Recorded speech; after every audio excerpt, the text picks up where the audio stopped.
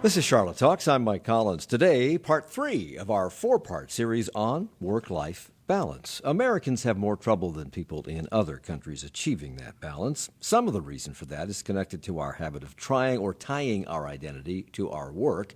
But much of our struggle to achieve that balance is due to exterior factors. And today, we look at another one of those roadblocks, parental leave.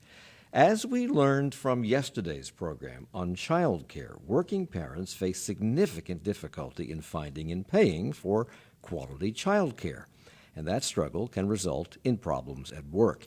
The government and some employers are beginning to recognize this, but not as quickly as those in other countries, and the same is true for parental leave.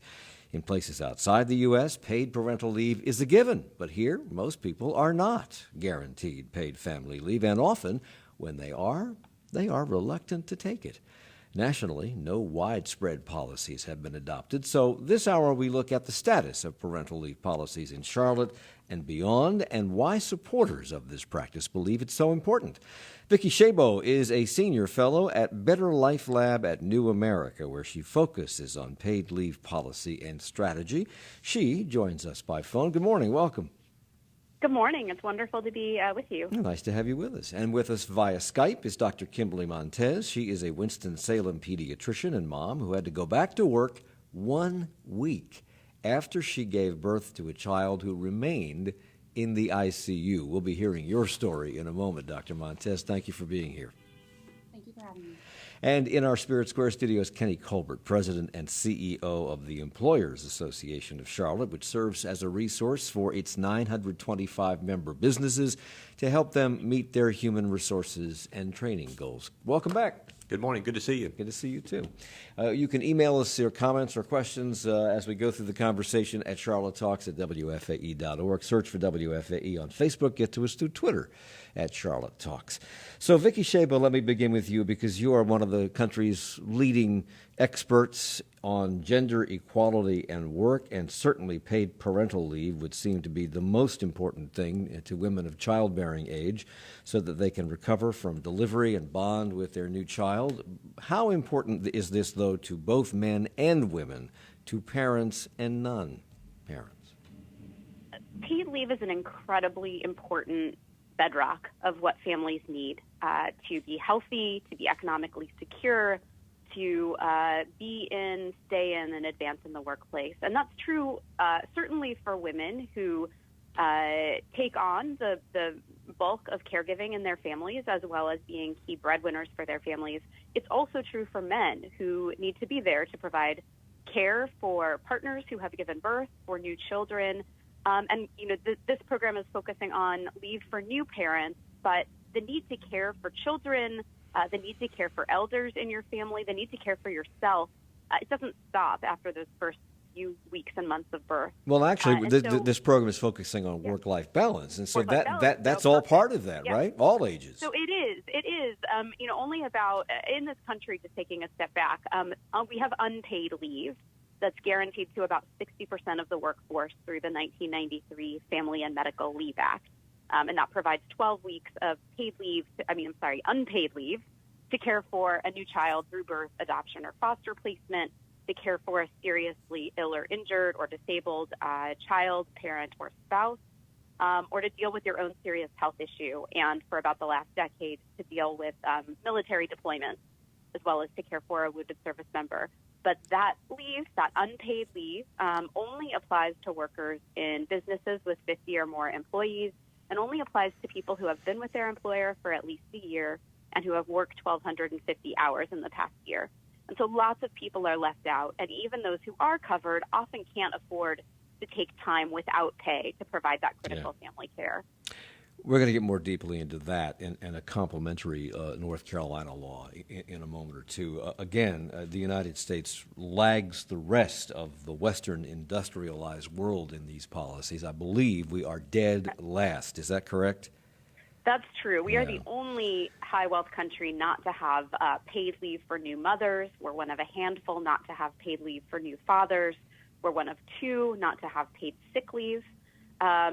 So we lag behind in some pretty critical ways, which have implications for women's workforce participation and earnings, for health, for infant mortality, which I know has been a topic of discussion in North Carolina, and for the way that we manage our work and family lives. Your organization, New America, describes itself as centrist, and it says it has helped move national paid leave from a sideline issue into the mainstream of bipartisan political debate. And as we learned yesterday on this program when we were talking about child care, this is really a nonpartisan or bipartisan, if you want to call it that, issue because of its impact on both short-term and long-term employment pictures in the United States and competitiveness with the United States and other countries.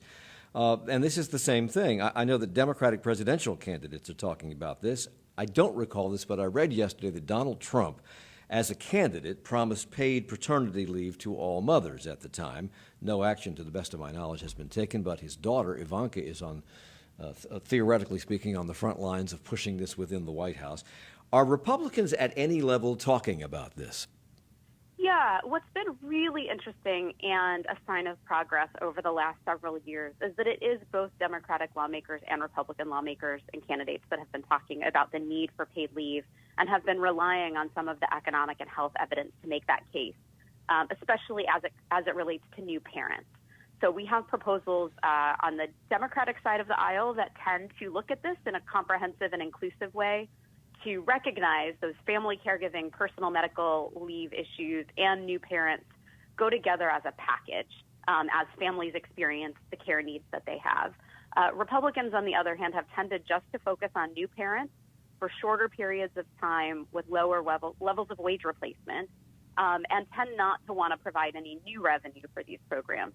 So it's a really welcome sign that we have conversation spanning both sides of the aisle, but the details of policies really matter a lot. And for voters, this is absolutely a nonpartisan issue. Poll after poll shows overwhelming support for a comprehensive policy, an inclusive policy that covers those personal and family caregiving needs as well as new parents, and an overwhelming willingness to pay into a fund that would provide 12 weeks of paid family and medical leave. Most recent study I've seen, which was done by the National Partnership for Women and Families, where I worked for many years before moving to New America, showed 84% of voters, including 94% of Democrats, 83% of independents, and 74% of Republicans, supporting a national paid family and medical leave fund that helps new parents, family caregivers, and people dealing with their own serious health issues who need time away from their job. Dr. Kimberly Montez is also with us. She's calling in from Winston-Salem.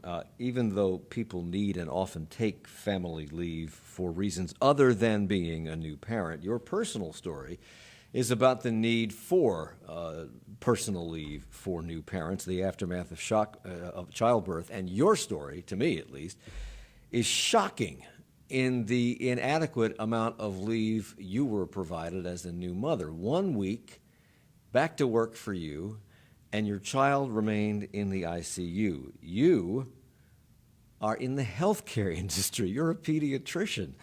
Explain this. Why would they expect you to go back to work after a week?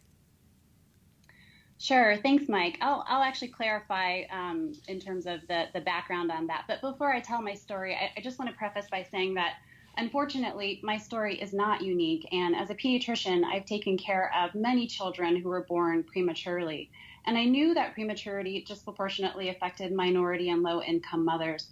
But I never truly understood the struggles that these families faced until I had my own daughter prematurely. And I have to say, I'm very fortunate. I also realize that I am privileged in the sense that I have job security as a pediatrician.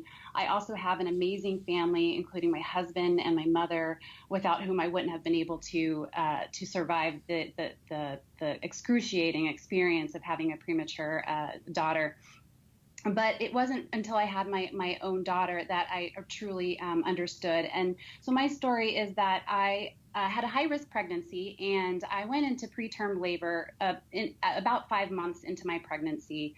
And I was hospitalized for 10 days prior to giving birth, during which they gave me this awful medication that made me feel horrible. It was important to protect my daughter's brain, but it meant that I needed to be checked on frequently for my blood pressure and neurologic checks, and they wouldn't let me eat. So, a few days before giving birth, here I was starving and just absolutely fatigued, because if you've been in the hospital before, you understand that it's impossible to get any sleep. And so I gave my birth to my daughter, and unfortunately, I did have some complications. I was bleeding, but luckily, I was healthy enough. I did spend some time with my daughter after she was born, but unfortunately, as you mentioned, she was whisked away to the neonatal intensive care unit, or the NICU, pretty immediately after birth, because she needed respiratory support. So here I was wanting to hug my daughter, love her, kiss her, sing to her, talk to her, breastfeed her within an hour, which is recommended. But I was unable to do so. And I was, like I said, fortunate enough that I was healthy and I could be discharged from the hospital within 24 hours. But for my daughter, I wanted to spend as much time that I could with her. And unfortunately, for my own family's economic situation, and as with many families, unfortunately, as I've seen, we had to make the difficult decision for me to return back to work relatively early. And as Vicki mentioned, we did have the Family Medical Leave Act, which provided 12 weeks of unpaid leave. But I had just completed training. I had little to no sick time or vacation time available to me. I also had little to no retirement income and had thousands of dollars in loans. So I made the personal excruciating decision to have to go back to work early, which was very difficult. So it wasn't necessarily policy on the part of the hospital system or the practice with which you work. It was a combination of all these factors that you just mentioned, and no bedrock law to protect you from all those factors that you just mentioned. But how do you concentrate on taking care of other people's children when your own child's in the ICU and you're a week away from giving birth? How do you do that? Thank you for mentioning that. And I think when you're faced with such struggles like this, as many parents are, you just do what has to be done. You continue to go throughout your day and make it on a day-by-day basis. And I gave as much as myself that I could to other families, but it also made me a much more empathetic and caring provider. Yeah. And I felt like I could truly connect with my patients better, having been through that experience. Kenny Colbert is here. He's the president and CEO of the Employers Association. The U.S. has been very slow-moving on this issue, as we've been talking about. Vicki mentioned the Federal Family and Medical Leave Act, which entitles employees to 12 weeks of unpaid job-protected leave per year, and requires that health benefits be continued during that period, but it applies only to public agencies, public and private elementary and secondary schools, and companies with 50 or more employees. Our state piggybacks on that act with a law that provides 12 weeks of unpaid leave for employee illness, sick children, domestic violence, children's school activities, childbirth, adoptions, and the illness of a spouse or a parent. And this, once again, applies only to employers with 50 or more employees. Can most people, in your experience, afford to take 12 weeks, or in the doctor's case, even 1 week of unpaid leave? Very few people can afford to do that. What it forces a lot of employees to do is to build up their vacation time, their PTO time, et cetera, so that they can have some type of paid leave. Some companies offer short-term disability that you can use in conjunction with that, but unfortunately, there is a lot of unpaid time associated with pregnancy. I've thrown you a curve by asking you a question for which there's a much longer answer, I'm sure, and we'll get back to that answer in a moment. We have to take a break. We're talking about family leave and work-life balance on Charlotte Talks. Support for Charlotte Talks comes from WFAE members and the Cleveland County Arts Council, hosting the 17th Annual Art of Sound Weekend Concert Series, September 27th and 28th in Uptown Shelby. Schedule and ticket information at artofsoundcc.com. And Communities in Schools, presenting Low Country, October the 5th, with the goal of helping students succeed in school and achieve in life. More information and tickets at cischarlotte.org. Tomorrow on this program, we wrap up our 4-day work-life balance series on what we hope will be a positive note, and that would be a B flat. No, how to find happiness and fulfillment in and outside the office. Much of our identity is tied up in what we do. There's certainly no escaping that, and work does give us a sense of purpose, but does it make us happy? Can it make us happy? And can happiness at work make us feel better about our imbalanced lives? That's the topic tomorrow at 9. When baby makes 3, is that one too many? Some are convinced that overpopulation lies at the heart of the climate crisis. America's birth rate is down, but families in poorer countries are having more children. How much would having smaller families reduce our carbon footprint? Our series No Plan B continues next time on 1A. 1A from 10 to noon on 90.7 WFAE. It's Charlotte Talks on listener-funded 90.7 WFAE and 90.3 WFHE. I'm Mike Collins. We're continuing our work-life balance series with a look at family leave policies around the country, of which there are a few. Most of them are unpaid and provide 12 weeks of unpaid family leave. Difficult to take for a lot of people. Vicki Szabo is joining us via phone. She is a senior fellow at the Better Life Lab at New America and focuses on the paid leave policy and strategy within that organization. Dr. Kimberly Montez is a pediatrician with a personal story to tell in Winston-Salem. And Kenny Colbert is president and CEO of the Employers Association, which deals with about 925 member businesses to help them with their human resources and training goals. We just talked about the woeful state of paid family leave, and even where it's offered and guaranteed in certain situations, it's only 12 weeks. Other nations do much better, and as we said, Kenny, most people can't afford to take it. So when you talk to employers, and when I'm sure this conversation comes up among employers and their employees, I'm sure they're coming to you for advice. Does this seem an outrageous demand to them that these people need some paid leave? No, I don't know of a company that we deal with that is not in favor of some type of paid leave. For a lot of these companies, though, it comes down to the affordability of it. Yeah. We hear of companies talking about offering parental leave, and you typically think of the Microsoft, the Googles, the Duke Energies, the Bank of Americas, et cetera. But one thing we have to realize is there are a lot of the typical person that you commute to work with, you see them on the street every day, they're working for a little company that has 10, 15 employees, et cetera. You know, they work for a little insurance company or some type of tech services company, et cetera. So mandating them to offer 12 weeks of paid leave could be very detrimental to their finances. But there has to be a balance in there somewhere. Are people guaranteed paid vacations everywhere? No. No. No. Okay. No. So, because they're onerous, particularly to small companies. Exactly because right. if you have 2 or 3 or 4 people and somebody's off, the workload shifts to people who are already working hard. Exactly right. The city of Charlotte offers employees at least 1 year's tenure. With at least 1 year's employment tenure. They offer them 6 weeks of leave.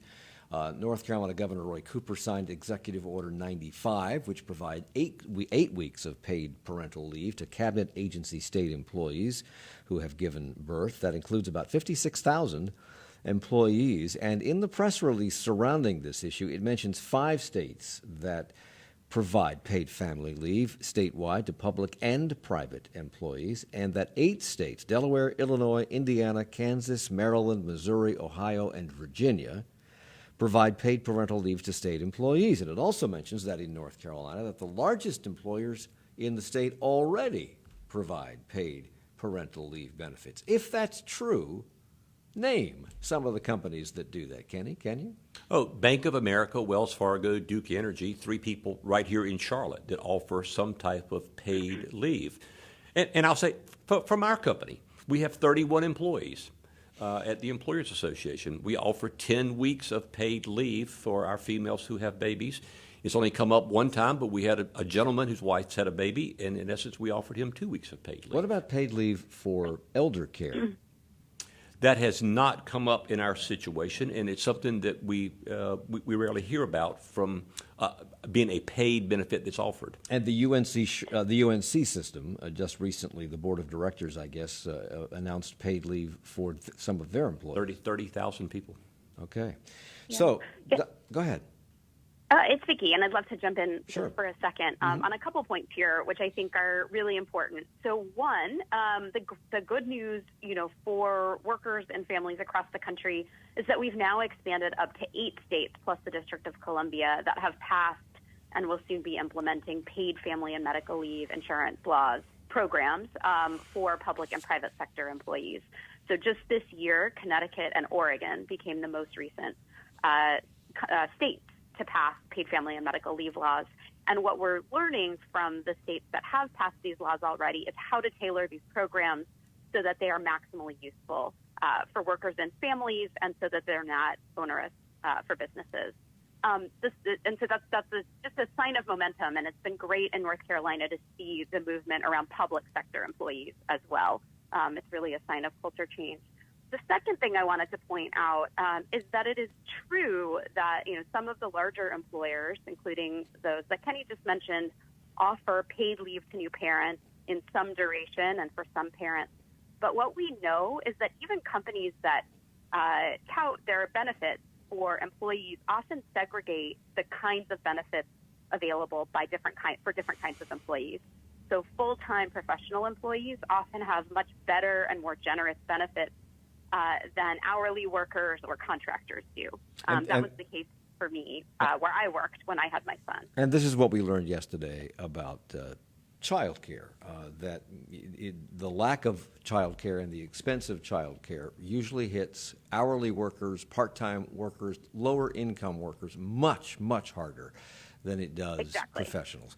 And that's true for paid leave as well. And so what that does is just reinforces the inequalities that already exist with respect to being able to take unpaid time, with respect to being able to take a child to have well baby visits and immunizations, for moms to be able to recover in that postpartum period, and for spouses or partners to be able to help take care of both the baby and the birthing parent. Let me ask the doctor about that, because the governor brought that up when he announced Executive Order number 95, the health benefits that this kind of leave provides. He said mothers with paid maternity leave are less likely to experience postpartum depression, and that children whose parents have access to paid parental leave are more likely to attend regular medical checkups and have fewer health problems. And when paternity leave is involved, the men tend to be more involved as fathers. Doctor, is there evidence that you know of, either anecdotal through your own practice or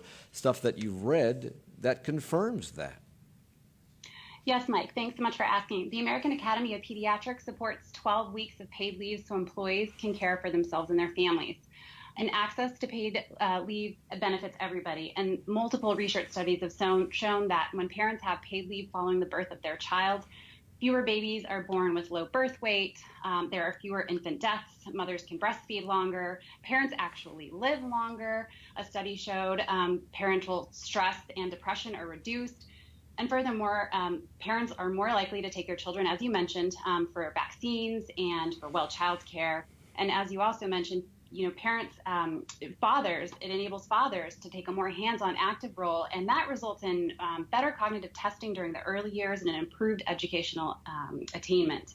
And so paid family leave actually has benefits that will last a lifetime, because the few weeks and months after birth are critical to development. In fact, a recent study in North Carolina out of Duke University showed that enacting paid leave on the state level here in North Carolina would save 26 infant lives per year, which is absolutely incredible. In 2018, as Vicki mentioned, unfortunately, North Carolina suffers the dubious reputation of having a horrible infant mortality rate. And so here in 2018, it was 7.3 infant deaths for every 1,000 births. And that's compared to the national average of 5.8. And unfortunately, this number is threefold worse for African American mothers in North Carolina. We've talked about in the past people in this country being reluctant to take all of the vacation time they are due because of the competitive nature of the workforce, and because we're so married to our jobs, and our for a number of reasons, our identity is tied up with our jobs. Doctor, when you have patients who have paid family leave, have you had experience with people who are reluctant to take it all because it just makes them look bad at work? In my experience, I have mostly come across parents who are more concerned about the health of their child rather than how they will appear in the workforce. But I will say it brings up a very good point that Unfortunately, the lack of paid leave does have long-term economic consequences, particularly for women. And of course, I deal a lot with mothers every day. And women the numbers are continuing to grow in the workforce. And in North Carolina, 63% of moms work outside of the home, and they're key family breadwinners. They represent 1/4 of North Carolina business owners. And because paid family leave is associated with babies and caregiving, unfortunately, it's thought of only a women's issue. And women's issues are historically neither valued and they're not treated as seriously as other types of economic matters. But despite increasing numbers of women in the workforce, the responsibility of caregiving still disproportionately falls on women. So, Vicki Shabo, you mentioned a moment ago that in states where this is taking place, where family leave, paid family leave is becoming institutionalized through laws and other situations, that we're learning how to tailor these programs so that they don't become onerous for the employers. How do you do that? That's right. How do you do it? And when we have great examples now and a lot of data and growing sources of data. So the ways that these programs are structured, and I believe there's a bill in the North Carolina legislature that's been introduced but hasn't moved, but that would have this same model, is the states create a public insurance fund, and employees and employers, in some cases, pay into the fund in small proportions of a worker's wages, less than 1% of a worker's wages. And in exchange, the worker is able to take a period of time in connection with the birth, adoption, or foster placement of a child or a personal or family member's serious health issue. The worker is paid through the fund, which means that the cost of leave is spread across the workforce and across the employer community. And it means that for those small employers that Kenny was talking about, they're actually able to make sure that their employees have access to leave without having to have the income shock of providing it on a one-to-one basis. Some states have also included grants to smaller employers who need to hire those replacement workers. But what we find is that in the states that have had these programs in place for quite a while now, California, New Jersey, Rhode Island, and now New York, employers are overwhelmingly supportive and don't report any issues related to negative issues related to having this leave in place. In fact, they see benefits to productivity, to retention, to the happiness of their workforce, and in their own security of knowing that their employees have access to leave when they need it. Well, Kenny, I don't know where they got this. Maybe they talked to Vicki Shabo, but the Charleston Post and Courier recently reported, actually last month, at the end of August, reported that companies that offer paid parental leave have reported positive impacts on morale, increased productivity, and as a result, increased profits. Have you or any of your member companies witnessed that? In looking at paid leave, look at today's economy. We've got a 3.5% unemployment rate. Employees are hard to find right now. A lot of companies that are moving towards some type of paid leave are doing it for two things. Number one, to attract employees to their company. They want to be known as the preferred employer. And as we know, happy employees are more productive employees, and productivity typically ties in with higher profits. So you see a lot of companies that are doing this, even the smaller companies that are trying to move towards some type of paid leave, maybe not 12 weeks, maybe 3 weeks, 4 weeks, etc., because they want to be known as the good employer, they want to keep their employees happy, they want to keep stability in their organization. And again, with 3.5% unemployment rate, there is a lot of turnover going on out there right now. So in essence, this is their method of survival. That they have to offer something like this. I mentioned earlier that the United States is dead last in the industrialized Western world in terms of offering these policies. Believe it or not, Bulgaria has one of the most generous paid maternity leave laws in the world. 59 weeks at up to 90% of salary. Chile mandates 18 weeks at 100% of salary. Switzerland offers 14 weeks of up to 80% of salary. U.S., no mandates except for government employees, and that's unpaid, I believe. Vicki, in those countries where this seems to work, A, how do they pay for this? And B, are these policies abused?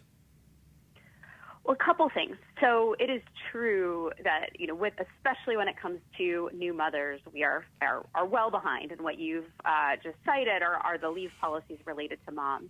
The other thing we know, however, is that when it is only women who are provided access to paid leave, we do see some negative employment consequences for those longer leaves over 6 months.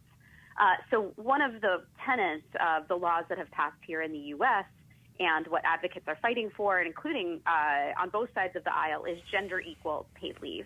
So making sure that it is access to paid leave for new parents and others is equal regardless of the gender of the worker that needs access to leave. So that's a critical point. The policies that only apply to new moms, which tend to be older policies, actually create more maternal discrimination. And so we want to make sure that as we're designing policies here, we're not reinforcing stereotypes. But when you spread when you spread this out beyond maternity leave to paid leave for taking your child to their afternoon dance recital or time off for that. Well, that's not what we're talking about. What we're talking about is access to paid family and medical leave for serious personal and family health issues, and leave to care for new children, regardless of a parent's gender. We're absolutely not talking about the kind of time that you need for those other very important family obligations. But politicians are talking about that. Not really. Really? There are some outlier proposals that would sort of provide flex time or banked comp time so that you're getting comp time in lieu of overtime pay. This is something that dates back to the Gingrich contract with America that we see come up periodically in Congress. But no, where lawmakers are really focusing their attention is on leave for serious family and medical issues and new children. And as you mentioned, on the pay for question, just to answer quickly, every other country does this through social insurance and through government revenues. And the social insurance is, either contributions from employers, employees, or both, and some taxpayer money, general taxpayer money. And as you mentioned earlier, the majority of Americans are in favor of this. 82%, I believe that mothers should receive paid paternal leave, and 69% say fathers should. So you wonder where the political support is. And we had an email yesterday from one of our listeners, Barry, that may provide the answer. He wrote, "There was an overlying theme in the first two programs this week in this work-life balance series, which I suspect will also be in the last two, and that is that government policies to support work-life balance in the U.S. lag far behind those in other developed countries. A large part of the reason is that in the United States, almost nobody votes. The vast majority of people who would benefit from such policies sit home and let highly motivated partisans set policy for the whole country. This is especially true," he writes, "in primaries. If only extremists vote, politicians can't compromise without losing their seats. And this means the status quo of family-unfriendly policies will remain in effect." When we come back, since he blames voter apathy, I want to see if anybody on this panel agrees with that. We'll come back in just a moment at Charlotte Talks on WFAE.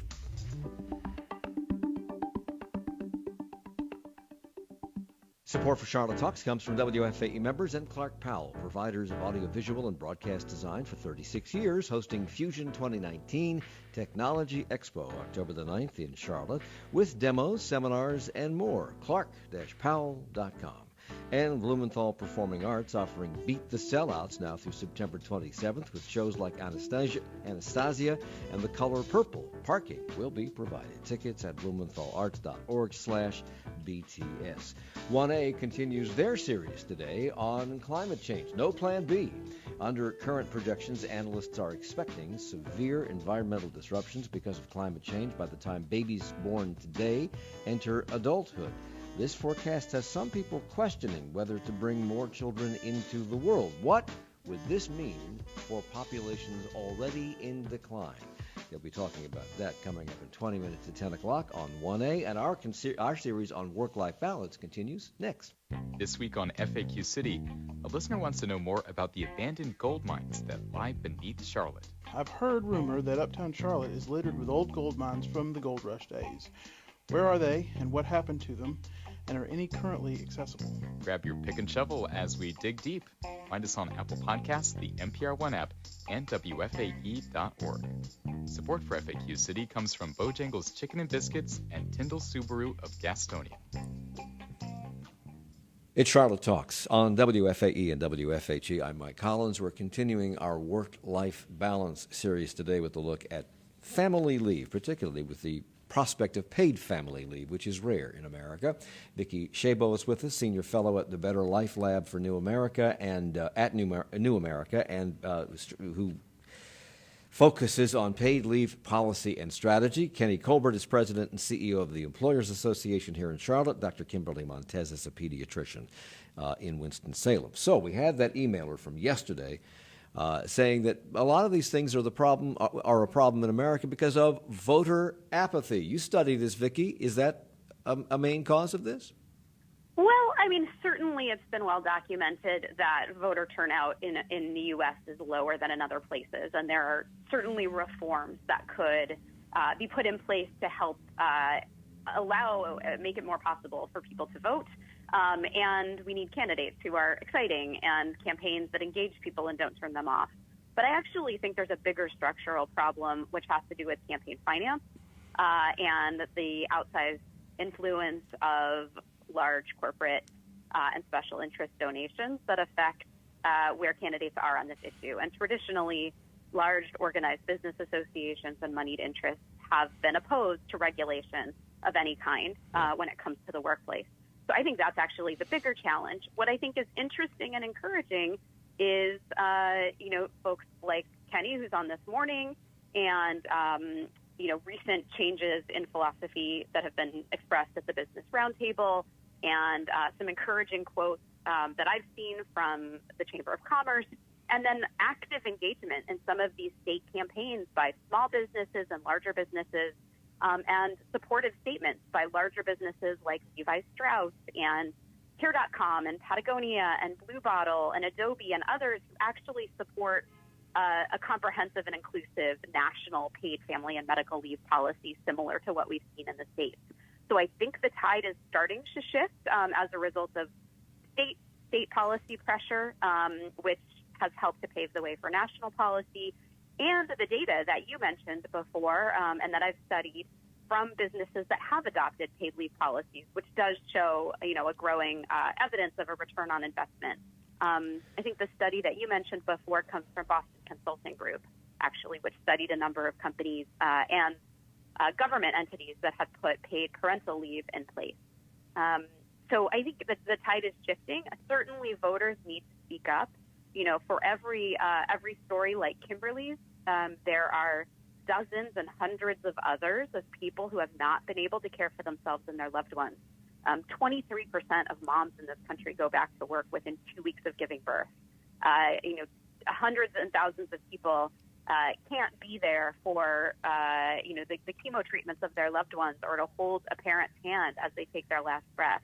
If people would tell these stories, we would start to see these problems as a collective societal issue that needs to be addressed and stop seeing them as individual struggles that people have to deal with on their own. As businesses do these things, and we just talked about how both Vicki and the Charleston Post and Courier talked about how this leads to happier, more productive employees, and that leads to a better bottom line, profits coming in. That's just good business.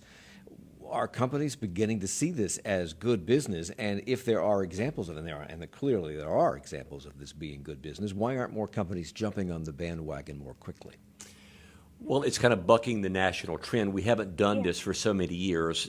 The companies that are doing it are somewhat the outliers in doing this. But why? It's good business. It's good business, but they just don't understand that it can be good business. Why don't they? Smaller companies, less sophistication. They're looking at the bottom line profitability. They don't look at the input of the employees. They don't value the input of the employees to realize that it can be a very profitable thing for them.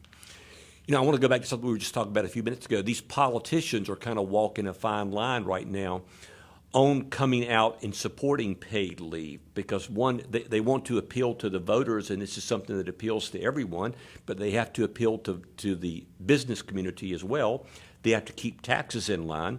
we were mentioning these other countries that have great paid leave, Switzerland, et cetera. Look at the tax rates of these countries, et cetera. So no politician really wants to go out on a limb and say, hey, we want to raise taxes, we want to, in essence, tax businesses, et cetera, but we want to make employees happy. That's kind of a Bernie Sanders, Elizabeth Warren type thing, and a lot of politicians are scared to go there, even though they know it may be the best thing for America. They just don't want to go out on a limb. I'd love to jump in on that, that point real quickly. What we do know from national polling is that voters are willing to pay into a paid family and medical leave fund. 70% of voters are willing to pay in up to 1% of their wages, which is more than a national program would cost. We also know that small businesses, surveyed by Small Business Majority, are willing to pay into a fund as well. So there's, I think, a perception that there's sort of an anti-tax sentiment, but when you actually ask voters and businesses, they give you a different answer. So part of this is overcoming sort of the mythology that's been out there and preconceived notions that turn out not to be necessarily true. And this is the way that we've done it for umpteen years. And is there a parallel comparison to be made here with regard to the conversation we've been having now for years about health care, whether it's a right or a privilege, and the enormous cost of health care, particularly to the uninsured, and to the people who run institutions that service the uninsured and have to pick up the tab because they cannot pick up the tab? If we had higher taxes and we had a public health care system that took care of people, yes, the taxes would be higher, but the cost would be to individuals would be less because we're all paying part of the freight, like Social Security. Is there a parallel comparison to be made with regard to family leave? More productive, better bottom line.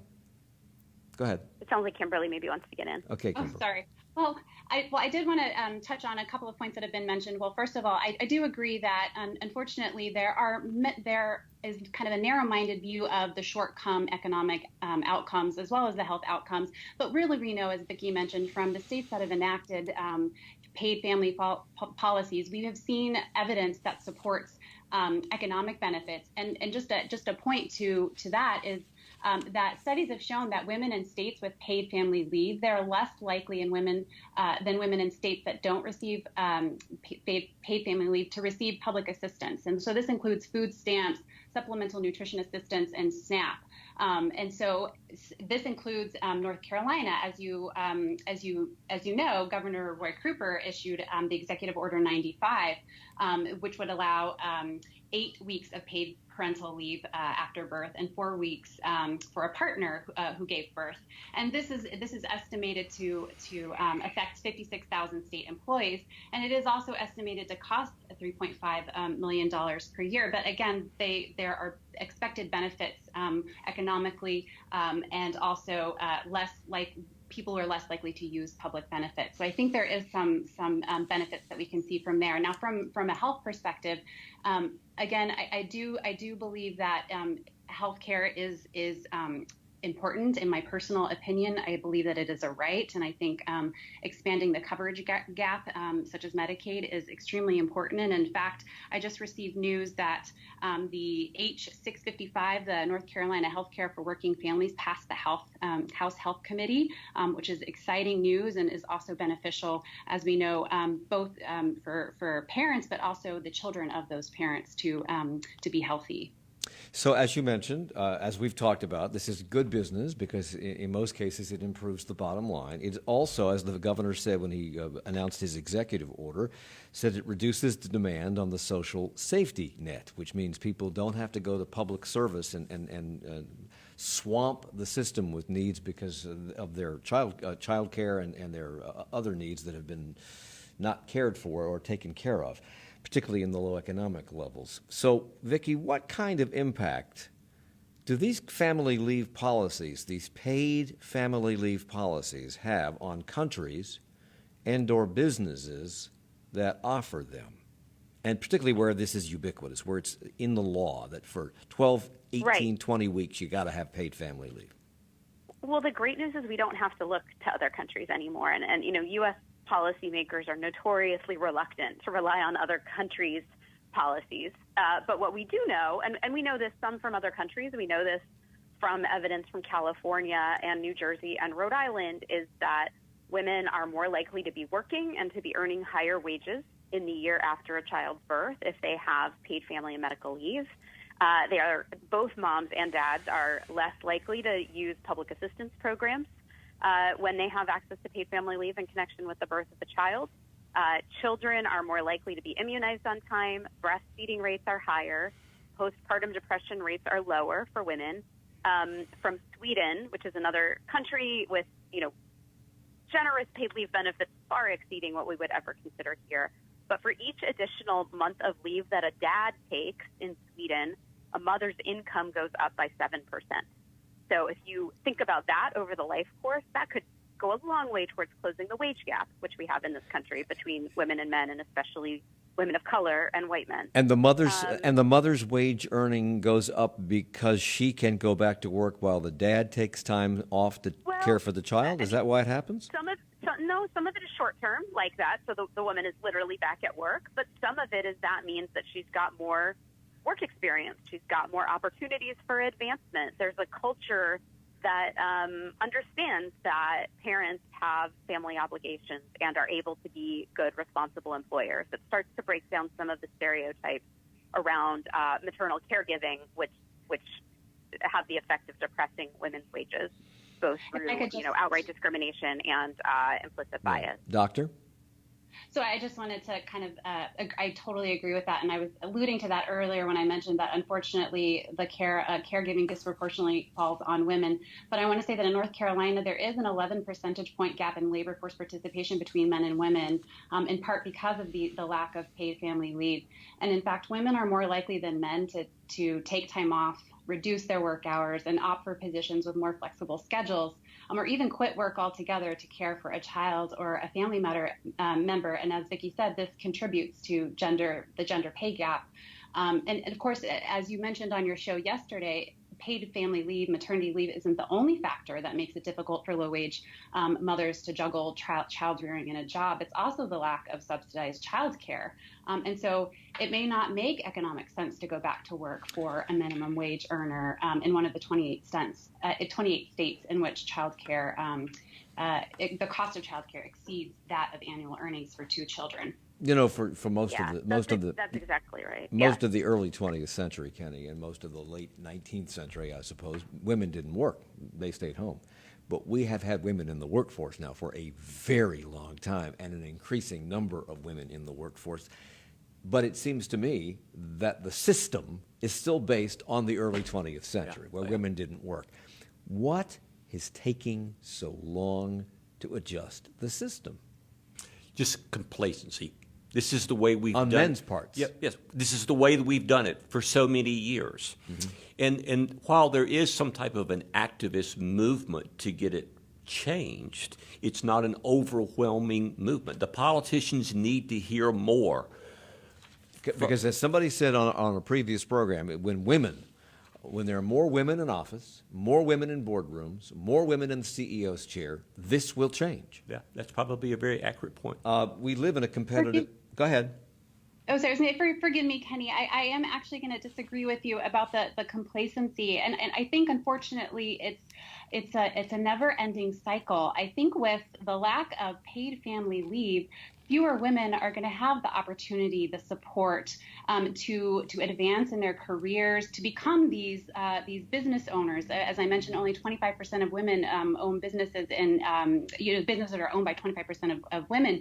And so I think it affects their ability to advance, and then you have fewer policies available to them. And so it's a never-ending cycle. I disagree that it's complacency. I do think a lot of it is also advocacy related. This touches to the previous point about voter participation. I think the stories are important. I think letting policymakers know that this is an important issue by calling them, meeting with them, writing op-eds similar to the one that I wrote in my local paper, I think will actually change the tide. I think just speaking out is important, and I think that this starting with a policy will enable women to advance. So we live in a Go ahead, doctor. Sorry, this is Vicki, and Vicki, it's Vicki. And I just wanted to jump in on 2 points. One, there's it is true that middle-class white women have come into the workforce in the last 50 years and didn't work before that. But, Black women have been working out of their homes and in other people's homes for a very long time. Women, and especially women of color, have been working as teachers for a very long time, and they have experienced pregnancy discrimination and then are kicked out of the workforce. So the other current here is that women's work has traditionally been devalued, and that means that the circumstances surrounding women's work haven't been given as much attention, especially by largely male politicians. So there is sort of a gender-based dynamic here that I think is important to acknowledge, and then I 100% want to second what Kimberly is saying about the importance of advocacy and storytelling. Organizations like Moms Rising, which has been incredibly effective in North Carolina in aggregating stories and working towards the policy changes that you all have seen at the state and municipal level there. So let me jump in here because we have 30 seconds left. We live in a competitive world in which millennials are demanding more flexible work time and workspace.